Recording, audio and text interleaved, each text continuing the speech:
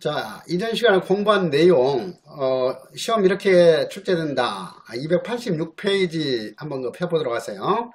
그러니까 지금 여러분들은 시험 준비를 하는 것이지 학자가 되기 위해서 연구하는 그 과정이 아니에요. 그러니까 항상 그 시험 준비이기 때문에 여러분들은 지나치게 세부적이고 지엽적인 것으로 이렇게 범위를 확산시켜서도 안 되고, 그 다음에 이제 시험에서 출제되는 그 난도보다도 더욱더 세부적으로 깊이 있게 파고들 필요도 없는 거예요. 항상 가장 그 적은 시간 투자해 가지고 가장 효율적으로 고득점할 수 있는 그런 거 요령을 유지해 나가도록 해야 된다 하는 거예요. 그러니까 그때그때 여러분들이 그날 공부한 내용들, 이것은 이제 단원별 OX 핵심 정리를 통해서 그 부분에 있는 내용 다시 한번 가장 핵심적인 내용 가지고 이제 복습을 하고, 그 다음에 이제 시험 이렇게 출제된다 해서 기출문제에서 공부한 내용들이 구체적으로 어떻게 이제 출제가 이루어지고, 그리고 그 공부한 내용 가지고 어떤 형태로 이제 정답이나 함정이 유도되는가, 이런 것을 이제 파악하면서 시험 준비에 어떤 거 초점을 흐리면서 공부해서는 안 돼요. 그래서 그때그때 바로바로 관련된 기출문제를 계속 풀면서 이렇게 공부를 해나가는 습관을 들여나가도록 하세요. 자, 그래서 다시 한번 내가 그런 거 주의를 주기 위해서 오늘 공부한 내용들 기출문제를 통해서 연결해서 공부를 해보도록 하자고요. 자, 286페이지 12번 폈죠. 서덜랜드의 차별적 접촉 이론과 거리가 먼 것은. 그래서 이제 거리가 먼 것은 하면은 좀 난도가 쉬운 문제고, 좀 더 난도를 높이려면은 기출 문제를 가지고 이제 옳은 것은 이렇게 바꿔서 좀 포장을 바꿔가지고 앞으로 문제가 출제되고 할 거예요. 그래서 기출 문제 범주 내에서 이렇게 많이 출제가 되고 있지만은 기출 문제 선지가 그대로 똑같이 출제되는 경우에는 어떤 시험이든 30% 넘지가 않아요. 항상 기출 문제로서 다뤘던 내용들 가지고도 포장을 바꾼다든가, 아니면 이제 맞는 선지를 틀린 선지로 바꾼다든가, 이렇게 변형해 가지고 응용된 거 문제가 출제되는 거예요.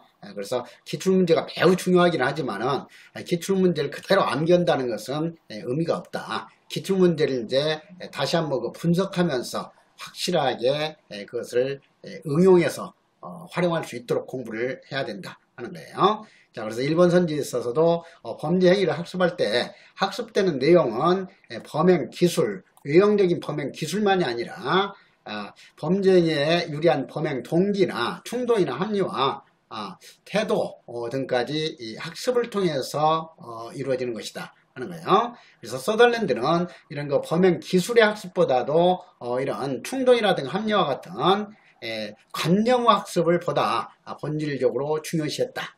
이렇게 이해를 했죠. 그 다음에 2번에 있어서 범죄인과 비범죄인의 그 차이는 학습 과정의 차이가 아니라 접촉 유형의 차이로 보았다. 이것도 이제 잘 바꿔서 또 출제를 해요. 그러니까 범죄인과 비범죄인은 본질적으로 다르지 않고, 또 범죄 행동이나 준법적인 행동을 학습하는 메커니즘은 동일하다. 학습 과정은 같다. 다만 접촉 유형의 차이에 따라서 범죄자가 될 수도 있고 준법 시민이 될 수도 있다 하는 거죠. 범죄에 대해서 호의적인 그런 관념, 정의를 지닌 사람과 더욱더 밀접하게 접촉 표시한 사람은 범죄자가 되는 것이고, 그리고 이거 접촉 유형으로서 준법적인 가치관을 지닌 사람과 밀접하게 접촉 교제한 사람은 준법 시민이 된다 하는 거예요. 그래서 2번 선지는 시험에 자주 앞으로도 응용해서 출제가 될 거예요. 그래서 그 점 확실하게 이해를 해 놓도록 하고, 그 다음에 3번에 있어서 범죄를 학습하는 과정에서는 주로 대면적인 접촉보다 자신의 행동을 평가하는 준거 집단의 성격을 더욱 중요하게 작용한다고 봤다 하는 것은 서덜랜드가 아니고 방금 공부했던 글래저이죠. 그래서 글래저는 이 대변적인 어떤 접촉을 통한 학습보다는 멀리 떨어져 있는 그 준거 집단을 통한 학습을 중요시했기 때문에 매스컴의 역할을 매우 강조했다 했어요.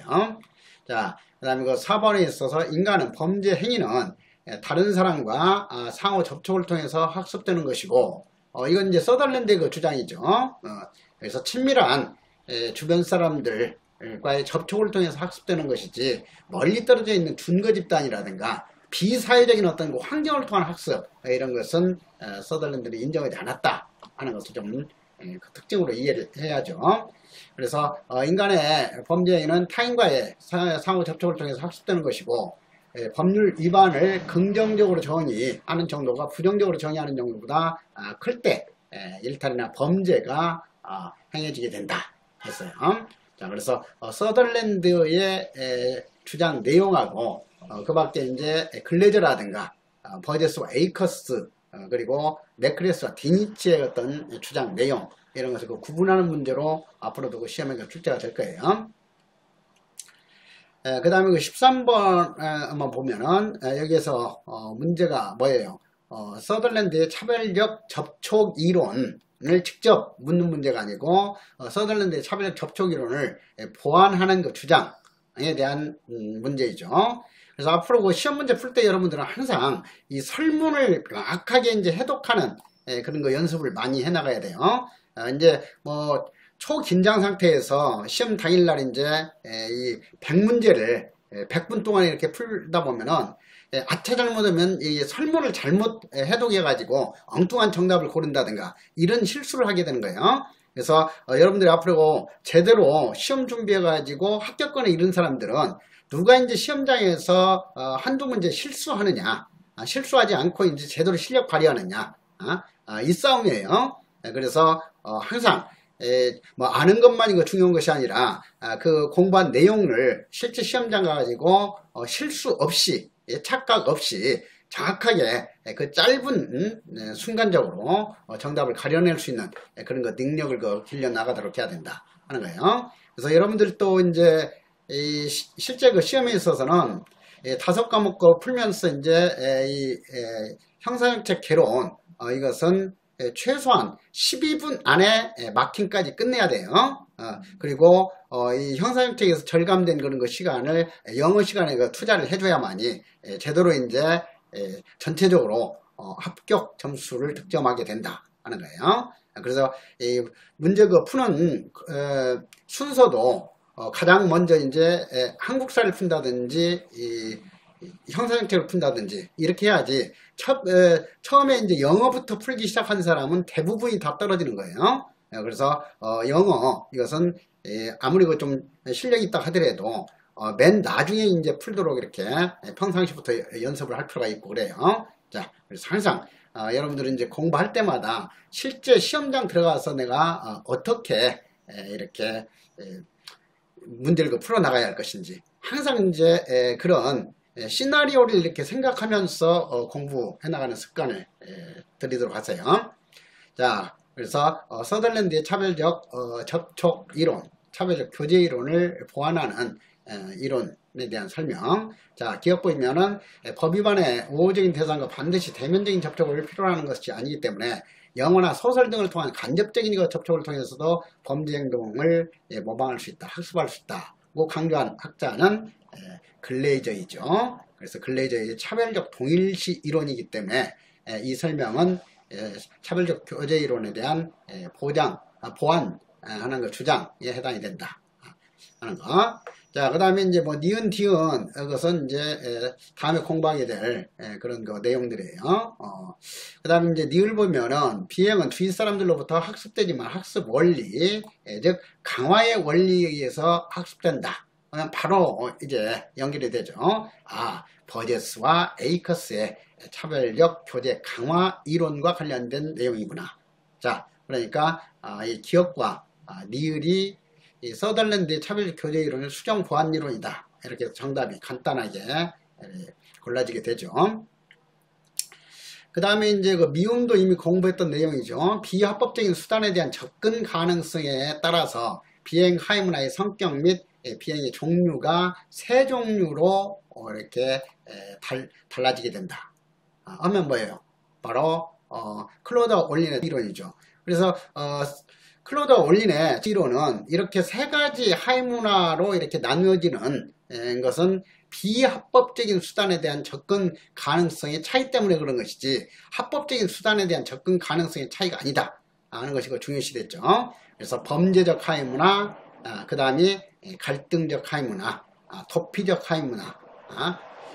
그래서 이런 것 딱 선지만 가지고도 바로바로 이제 이 관련된 그 이론의 핵심적인 내용이라든가 주의할 사항 이런 것이 파악될 수 있게끔 계속해서 이제 반복 해가지고 심화시켜 나가고 이렇게 하는 것이 이제 시험 준비 과정이에요. 자, 이어서 14번 보도록 하자고요. 14번 보니까 차별력 접촉이론, 차별력 동일시론 및 차별적 강화이론에 대한 설명을 옳지 않은 것은 항상 이제 이런 그 문제 설문 읽는 것도 평상시부터 이제 주의 깊게 정확하게 해독할 수 있도록 연습을 해야 돼요. 그래서 이제 그 시험장 들어가지고 초긴장 상태에서 아차하면 이제 설명을 옳지 않은 것은 있는데 옳은 것으로 착각한다든가 이렇게 그 차별적 강화 이론으로 되어 있는데 방금 전에 언급됐던 클로드 올린의 차별적 기회 구조 이론으로 순간적으로 이렇게 착각한다든가 하면은 이제 뭐 그렇게 열심히 청춘을 걸고 공부를 했다 하더라도 그 한순간에 무너져 내리는 거예요. 자, 그러니까 그런 어떻게 보면 사소한 그런 거 실수라든가 착각을 통해서 자기 인생을 무너뜨린다든가 이렇게 해서는 안 되니까 평상시부터 그런 거 훈련을 계속 해나가도록 해라 하는 것을 당부드리고 싶어요. 자, 1번 보면 서덜랜드의 차별적 접촉이론은 범죄자의 학습과정과 비범죄자의 학습과정에서 차이가 있다는 데에서 출발한다. 자, 바로 제대로 공부한 사람은 1번 이것이 명확하게 틀렸구나 하는 것이 바로 파악되잖아요. 그래서 서덜랜드의 차별적 교제이론은 범죄자의 학습과정이나 비범죄자의 준법적인 학습과정이나 학습과정은 차이가 없다. 학습 메커니즘은 동일하다. 다만 이제 범죄자가 되느냐 이 준법 시민이 되느냐 하는 것은 접촉 유형의 차이다. 이렇게 공부를 했죠. 자, 그래서 제대로 공부한 사람은 이제 1번 선지만 딱 보더라도 이건 명확하게 틀린 내용이다. 이렇게 파악이 되니까 어때요? 2, 3, 4번은 읽을 필요도 없는 거야. 실제 시험장에서는 바로 1번 정답 체크하고 시간 아끼면서 바로 15번 문제로 이렇게 넘어가고 이렇게 하도록 해야 돼요. 그래서 평상시에 이런 거 연습을 계속 해나가도록 해라 하는 거예요. 그래서 뭐 평상시 이제 그 문제 풀이니까 1번 정답으로 이렇게 확인됐지만 2번, 3번, 4번도 계속 읽어내려간다든가 이렇게 해서 습관을 들이지 말라 이거예요. 그래서 항상 그 문제 풀 때는 실전에서와 똑같은 자세로 그렇게 문제를 푸는 그런 훈련을 해나가도록 하세요. 그리고 나서 이제 다시 복습하면서 나머지 그냥 넘어갔던 그런 거 선지들도 다시 한번 분석하고 해설을 통해서 다시 한번 보충하고 이렇게 이제 공부를 해나가도록 해야 돼요. 자, 그래서 그렇게 하도록 하고, 자, 이제 그 복습한다 생각하고 시험 끝난 뒤에 이제 분석하는 내용으로 해서 한번 보도록 하자고요. 서덜랜드의 차별적 접촉이론에 따르면 범죄인은 타인과의 의사소통을 통한 상호작용으로 학습된다. 비사회적인 어떤 그 환경을 통한 학습은 서덜랜드는 인정하지 않았기 때문에 맞는 내용이죠. 그 다음에 3번에 있어서 근래적의 차별적 동일시론에 따르면 범죄자와 직접적인 접촉 없이도 간접적인 어떤 접촉, 매스컴을 통한 간접적인 접촉을 통해서도 학습이 이루어진다고 주장을 했죠. 자, 그래서 정확히 맞는 내용이고, 4번 버제스와 에이커스는 차별적 강화이론도 버제스와 에이커스의 차별적 강화이론 또는 차별적 교제 강화이론 또는 사회학습이론도 차별적 접촉이론과 마찬가지로 범죄의 학습에 기초하고 있기 때문에 학습이론의 범죄에 속한다. 그래서 서덜랜드의 차별적 교제이론을 가장 대표적으로 수정 보완한 이론이 버제스 에이커스의 차별적 접촉 강화 이론이다. 이렇게 정리를 해나가도록 해야죠. 그 다음에 15번에 있어서 1번 차별적 접촉은 빈도, 기간, 우선순위 그리고 강도 내지 중요도에 의해서 차이가 발생한다고 주장한다. 그래서 접촉의 결과는 일정하게 나타나는 것이 아니라 이런 요인에 따라서 다양하게 나타난다고 주장했다 하는 거죠. 그러면서 우리가 강조했던 것이 뭐예요? 우선순위. 어린 나이에 범죄 성향을 지닌 사람과 접촉 교제할수록 더 큰 영향을 받는다. 그래서 어린 나이에 범죄를 시작할수록 평생 지속적으로 범죄를 범하는 확률이 높아진다. 이렇게 이해를 했었죠. 우선 순위. 그리고 여러분들이 늘상 범죄를 범한 사람들과 이렇게 접촉한다 하더라도 그들과 이제 여러분들은 만남의 강도, 중요도가 약하기 때문에 그들로부터 범죄 학습을 하지 않게 된다 했었어요. 그래서 그렇게 응용하는 내용까지도 다시 한번 생각해 보도록 하고, 2번 범죄 학습에 신문, 영화 등 비대면적인 접촉 또는 뭐 간접적인 접촉 수단을 통해서 이루어질 수도 있다 하는 것은 뭐예요? 근래적인데 서덜랜드는 이러한 것들을 지나치고 있다, 간과하고 있다 하니까 맞는 비판 내용이죠. 그 다음에 범죄의 원인으로는 접촉, 교제의 경험이 가장 큰 역할을 한다고 보아가지고 나쁜 친구를 사귀면 범죄를 저지를 것이라는 단순한 등식을 제시했다. 이것은 뭐하고 모순이에요? 일본 선지하고도 모순이죠, 바로. 그래서 이렇게 무조건 나쁜 친구를 사귀면 범죄자가 된다 하고 이렇게 단순하게 설명한 것은 아니고 바로 나쁜 친구를 사귀면서도 빈도나 기간, 우선순위, 강도에 따라서 나쁜 친구와 사귀었더라도 범죄 행동을 하지 않을 수도 있다 하는 점은 인정을 했죠. 그래서 이런 빈도, 기간, 우선순위, 강도에 따라서 접촉의 결과는 다양하게 나타난다고 서덜랜드는 주장했다. 이걸 구분하는 문제예요. 그 다음에 4번에 있어서 범죄인과 가장 접촉이 많은 경찰, 법관, 이 범정국 사람들이 범죄인이 될 확률이 높지 않다는 거 비판이 있다 하는 거. 자, 그래서 이런 비판이 가해지지만 서덜랜드의 입장에서는 이제 이것은 중요도에 따라서 이런 현상이 나타날 수 있다 이렇게 설명할 수는 있어요. 자, 그래서 15번에 있어서도 옳지 않은 것은 3번 아니죠. 그 다음에 이제 16번로 마저 보도록 하자고. 1번 학습이론 옳은 것은이죠. 1번 버제스와 에이커스에 따르면 범죄를 학습하는 과정은 과거에 이러한 행위를 하였을 때 주위로부터 칭찬, 인정, 더 나은 대우를 받는 등의 보상이 있었기 때문이다. 이것이 뭐예요? 무슨 개념이야? 긍정적 강화 개념이죠. 긍정적 강화 과정을 거치게 되면 바늘도둑이 소도둑이 돼가지고 직업적인 범죄자가 된다. 그런데 주위로부터 비난을 당하고 비난을 받고 처벌을 당하고 손해를 겪게 되면은 그러한 행동을 그만두고 준법적인 행동으로 전환하게 된다 하는 것이 부정적 강화를 통한 그런 행동 수정이었죠.